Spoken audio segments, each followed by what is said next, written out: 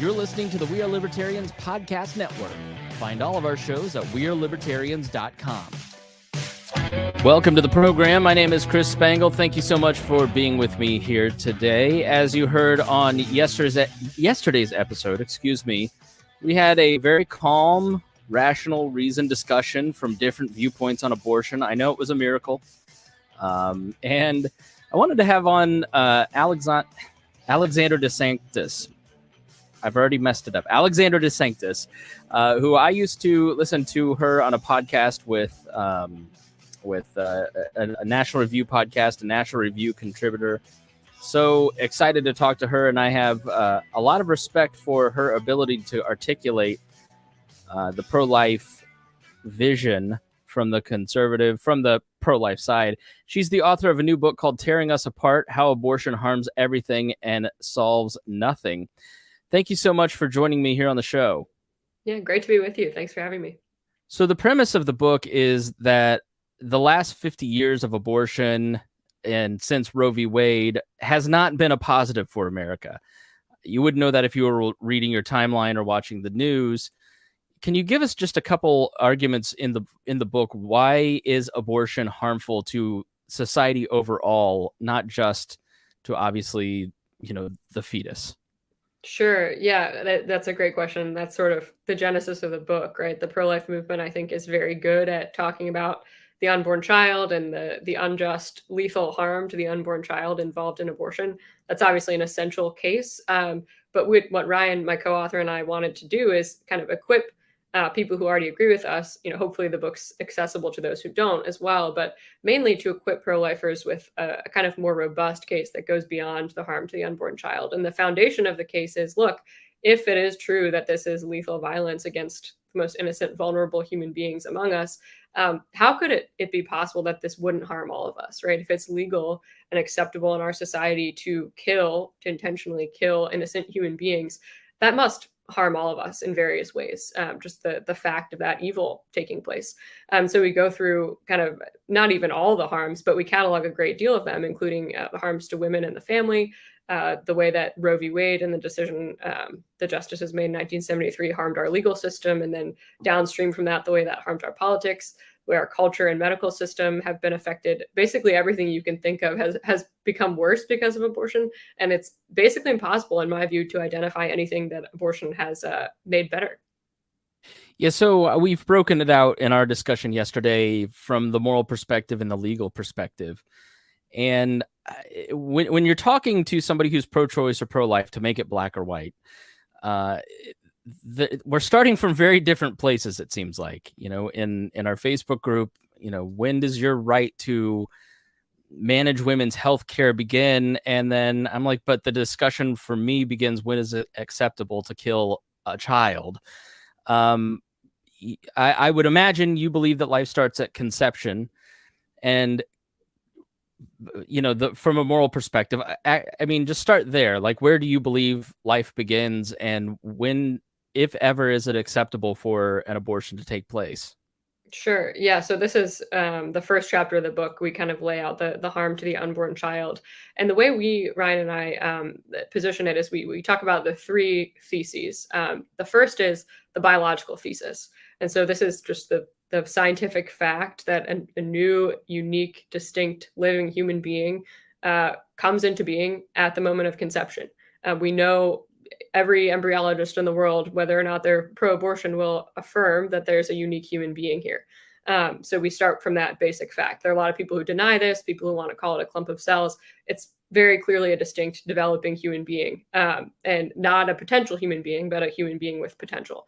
And so from that point, that kind of underlying foundation, we move on to our moral thesis, which is the belief, or in our view, the proper moral vision is one that affirms the dignity, value, and moral worth of all human beings.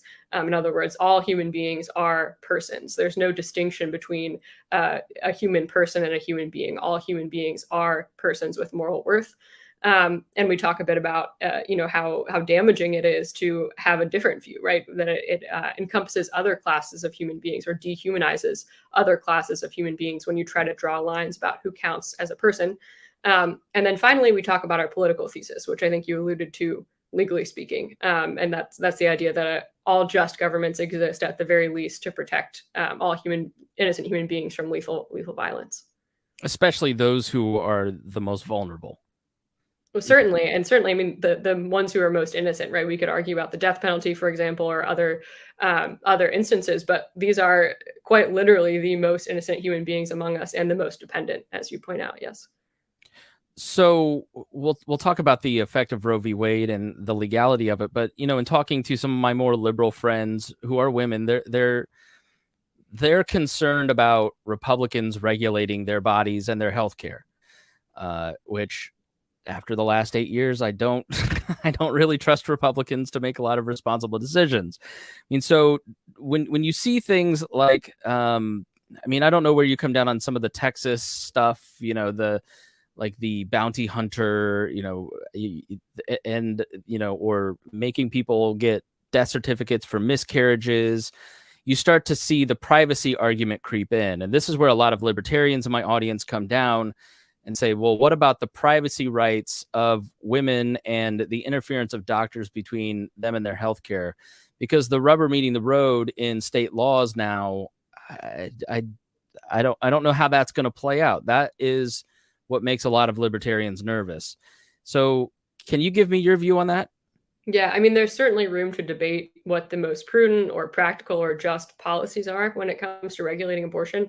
But I think it's important to make the distinction that prohibiting abortion is not a regulation either of women's bodies or women's health care, right? We're talking about a procedure that's never medically necessary, and a procedure that intentionally ends the life of a human being who's developing inside the mother, right? This is not about her body. It takes place in her body, certainly, but it's not actually a right over her own body. This is a right. The claim of abortion rights activists or proponents is that the fact that the child is inside the mother gives her a right to kill that child or to get rid of that child. But we're not talking about a right to her to control her own body. Of course, Ryan and I and all pro-lifers believe that women should have autonomy over their own bodies and their own healthcare decisions. The debate is over whether there's another body involved, right? And what rights that body has, that human being has, and whether this is healthcare, which it's not. Abortion is not healthcare. So there are more specific, debates we could get into about how that plays out in terms of policy. But in my view, a good pro-life law, and no pro-life law that I'm aware of, would actually, regulate or punish women for having a miscarriage. They wouldn't make it impossible to get essential health care, like care for an ectopic pregnancy. None of that has to do with abortion, right? An abortion is an intentional killing of a living human being inside the mother. And so this should not, properly legislated, touch on women's healthcare rights at all. So I saw a story, and I see stories all the time. There's stuff from nurses that end up being completely fake and taken down, but there was a 10-year-old girl who was a victim of rape, and now she's being forced to carry her baby to term. How does the pro-life movement respond to that? Yeah, I mean, that's obviously the hardest case to talk about, right? That's horrible, a horrible violation of that girl's dignity and freedom. Of course, we should always condemn rape. But the response, I think, of all pro-lifers is it doesn't actually solve that young girl's problem to then turn around and enact violence on her child, as difficult as it is, of course, for her to be in that situation. And her rapist should be, caught, should be given due process, but punished with the full extent of the law if he's deemed guilty. But it doesn't actually solve the problem to then turn around and commit violence against her own child. It doesn't make her life any better. And it certainly is not just to the child who didn't do anything wrong. So what, I guess I want to ask about the harm to women. That's I think the second chapter of the book, where you talk about how abortion actually harms women and their rights. Touch more on that. What was the central thesis of that chapter? Sure. Yeah. So I think this is really important because I think the best argument for abortion is the claim that women need abortion, that women are better off if we have access to abortion. And this is the claim the Supreme Court has made in the past, right? That women rely on the right to abortion. So I think it's really important to know how to respond to it. So we make two main points in this chapter. The first is the harm of abortion to women who have abortions. This is certainly not true of all women, but certainly many more women than abortion supporters tend to acknowledge suffer either physical or psychological complications. So that could be anything from hemorrhaging to, side effects of a chemical abortion administered at home, long-term physical complications like difficulties in future pregnancies, and then psychological side effects. So the best data suggests that some fairly significant number of women who have abortions experience elevated rates of depression, anxiety, drug and alcohol abuse, even suicide after having had an abortion. And these women are really ignored and sidelined, frankly, by most abortion supporters. But then secondly, we make the case that abortion actually harms all women, even those who don't have abortions. And what we mean is abortion takes the male body as the norm, right? The logic of abortion suggests that there's something abnormal or defective or problematic about the fact that women become pregnant, at least some of the time. And it takes as a given that both men and women should be able to have sex and walk away with no consequences or responsibility. And because men are able to do that as a result of their biology, abortion is the solution for women, right? If women want to walk away the way men can, they just get an abortion and that takes care of it. But the problem is that abortion is an act of lethal violence against their own child. And so women are in this position where, in order to be free and equal like men, they're actually being asked to participate in violence and to treat their own child like an enemy. And so our argument is this is not actually good for women. This is a kind of cop-out fake solution that fails to present actual solutions to the problems and lack of equality that women face. So let's talk about the legal side, because Roe v. Wade is seen, it's revered on the pro-choice side. It's given us this constitutional right to abortion. What was Roe v. Wade, and how did it change how the government operates, in your view? Yeah, I mean, it was essentially just this naked power grab by the Supreme Court. We know, and we get into this a bit in the book, the history of how this case was decided. Some number of justices on the Supreme Court just wanted to legalize abortion for their own kind of moral and political reasons. And so the logic in Roe is essentially them working backwards and saying, we want to make abortion legal for the entire country. We want to end the abortion debate before it begins. And so let's just kind of come up with some kind of justification for it. And that's why you got this decision where for 50 years, the court invented essentially a right to abortion that exists nowhere in the text, the history, the tradition of our founding document. And so they basically just ripped this issue out of the hands of the American people and decided it wrong, and then imposed that incorrect anti-constitutional reading on the entire country. And then the effects of that have been quite devastating for our legal system. So what does Dobbs do? How does it change it? Yeah, it's definitely worth reading to kind of understand more of what I was just alluding to. But basically it says there was never any right to abortion in the Constitution to begin with. This was just a wrong, made up reading of the Constitution that was, committed essentially for political reasons. It was a legislative action cloaked as a judicial opinion. And now we're sending the issue back to the people and to the states, and where this should be legislated. So where do you think a lot of these states will rule? I mean, I think it's obvious we sort of break things down into red and blue states, but Indiana is a red state with a purple streak, for instance. Do you have insight into where things might go in terms of some of these state legislatures? Yeah, I think the best way to understand it is there's kind of three buckets of states, so to speak. One is states that already have some kind of law on the books that has already taken effect or will shortly take effect, prohibiting nearly all abortions, of course, with exceptions if a mother's life is at risk. And those states probably are going to stay that way, I would imagine. Very pro-life states that have been trying to protect unborn children for the past 50 years finally can do so. Then on the other end of the spectrum, there's a handful of very abortion-friendly states, California, New York, Vermont, places where they've already passed laws declaring abortion to be a fundamental right, where they have taxpayer-funded abortion essentially for any reason. Those states probably are going to stay like that, at least unless and until there's a federal law or a Supreme Court ruling making that impossible. And then in the middle, there's this kind of bucket of states that are up for grabs, right? Where people are a lot more pro-life than the Democratic Party is. They certainly want more limits on abortion than they currently have, but they're not at the, prohibit all abortion stage. And so I think that's where the space to watch is right now. Are they going to have 15-week protections for unborn children? Is it going to be heartbeat bills?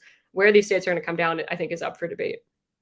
So can you talk about heartbeat bills? Because I've heard the criticism is that it's hard to detect the heartbeat, and sometimes it's too late, or what is some of the criticism in your defense of heartbeat bills, if that's in fact what I imagine? Do you favor that? Do you not favor that? Where do you come down on that personally? Yeah, I mean, before Roe was overturned, I was very much in favor of heartbeat bills because I think they're a great tool to talk about abortion. I think it's helpful to the American people to hear about the fact that an unborn child has a heartbeat, as early as 6 weeks into pregnancy. I think it's usually detectable between 6 and 8 weeks gestation. And what's so interesting about this, by the way, I think we point this out in the book, is that the unborn child's heartbeat in a pregnancy that's wanted is always taken as a sign, an important marker of health. And so if a doctor doesn't hear a heartbeat early in pregnancy when the mother wants to carry the pregnancy to term, that's considered to be a bad sign, right? It's a bad sign for the healthy development of the child. And so basically the pro-life movement has been using these laws to say, look, there's another human being here, and let's talk about that before the laws could ever take effect, right? None of these have ever taken effect because Roe is in place. After Roe, I think they're still helpful messaging wise, but they're not really that different from a total ban on abortion. So I support them. I think they're fine. They're not the ideal, but I think they're kind of an important piece of the messaging strategy. So I've seen some people float the idea of the equivalent of slave fugitive laws when it comes to the pills, because I was surprised to learn that a lot of abortions are now done by pill, and it's not necessarily the forceps. We won't get into all that. How will red states and blue states and the federal government and interstate commerce and their ability to regulate, how do you think that'll play out when it comes to abortion pills? Yeah, it's a really important question. And, according to the most recent estimates, more than half of all abortions in the US are chemical abortions, so via the abortion pill. And as you point out, this really is going to be the new frontier of the abortion debate. Even in states where abortion is illegal, people can still get abortion pills via the mail because it's now legal to get an abortion pill without seeing a doctor in person, which is very dangerous for women's health, I would like to add. But that's legal. And so I think that will be kind of how pro-lifers try to regulate that and legislate that is very much up for debate. My personal view, I think that Congress has the ability to legislate on this, whether under the Interstate Commerce Act or a correct understanding of the 14th Amendment. But I think we're a long way from consensus on that. So it probably will take some time. And this will be the main way people get abortions going forward. Yeah, I mean, I talked to my senator about bringing Ukrainian orphans here, and they can't agree on that. So they can't really do much. Right. I mean, I could see, though, that that's where the privacy argument comes in, because how are you going to know what I'm having shipped to my house unless you go full Anthony Comstock? You don't get that, Google it. I mean, is that just sort of an evil to live with, or how far do you think, how far would you be willing to go? And then how far do you think other people are willing to go on investigating that? Yeah, I mean, I think the idea basically is that you would regulate it at the provision end, right? So you would get rid of telemedicine, abortion consultation, like you wouldn't allow these drugs to be transported by mail. And then I think that the most effective abortion laws, both before Roe and now, never punish the woman, right? Pro-lifers don't advocate punishing women who seek abortions or get abortions. They punish abortionists. And so I think if you had enough laws with teeth that were aimed at, prohibiting the provision of these drugs at the abortionist end, you would really, that would be very effective. And you wouldn't have to get into like searching people's mailboxes or anything like that. Okay, so you don't support, like, when Jane Roe, for instance, was put in jail in Florida for receiving an abortion. You don't support that. I'm not sure if that's true. I mean, maybe I don't know for a fact if that's true, but I don't. According to a podcast from Slate, so yeah, I don't know about that. I would have to verify. Maybe it's true, but I don't. I mean, I don't know of any pro-lifers, and I don't support putting women in jail for having an abortion. Okay, so there's an interesting stat from the book that sex trafficking numbers have increased due to the easy access of chemical abortions. Can you expound on that? Yeah, this is a really big point. I'm glad we were able to include this in the book. The basic idea is, like I just referenced, it's now permissible to get chemical abortion pills via telemedicine. So you could get a consultation with a doctor and have abortion pills mailed to you without ever seeing him in person.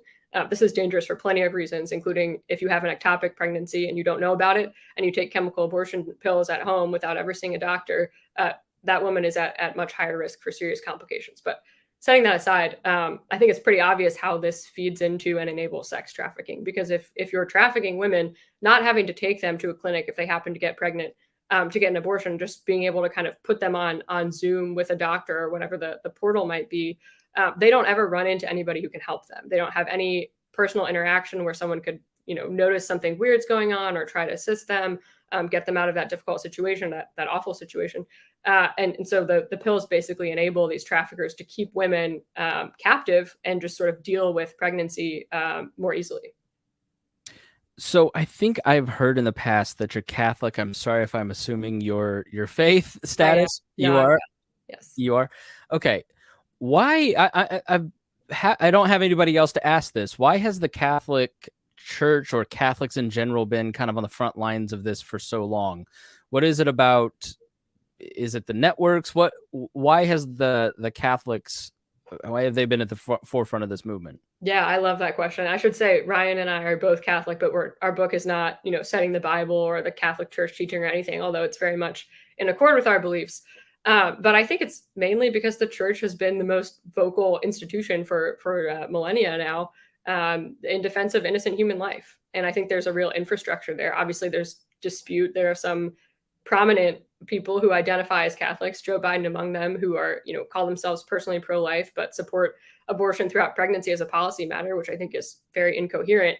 But there's just a massive infrastructure of Catholics who are formed to understand what human life is, to believe that it begins at conception.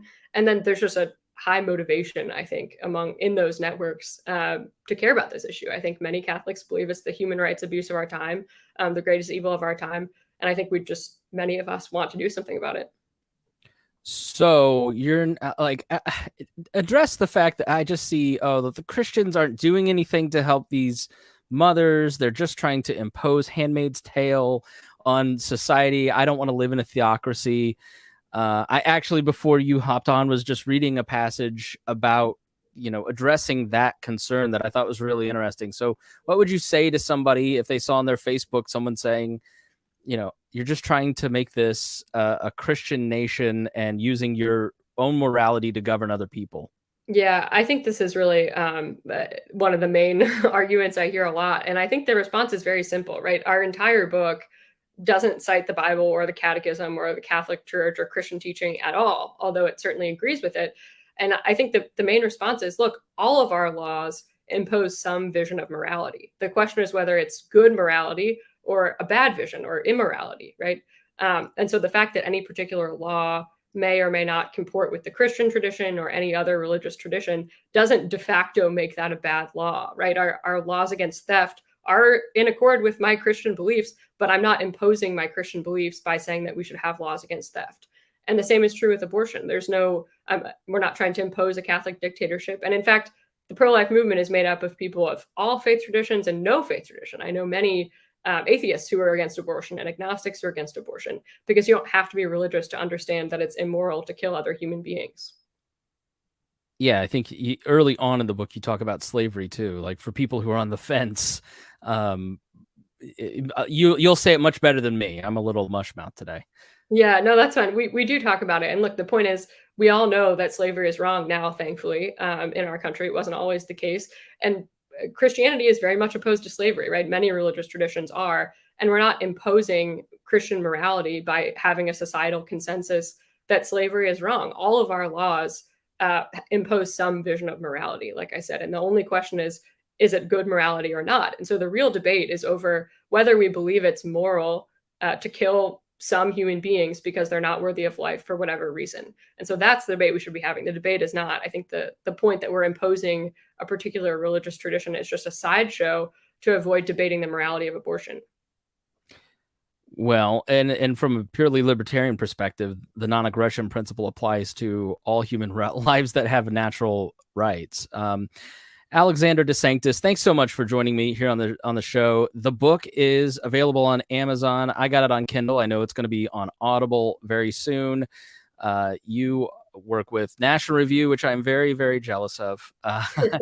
Make sure you get the book, Tearing Us Apart, How Abortion Harms Everything and Solves Nothing. It's a really good summation of what the pro-life movement believes, with a lot of footnotes, a lot of documentation. Thanks so much for being my guest. Yeah, great to be with you. And thank you, listener, for so much for joining me. As always, if you got something out of this one, please share this information with your friends and family. And until next week, we'll see you then.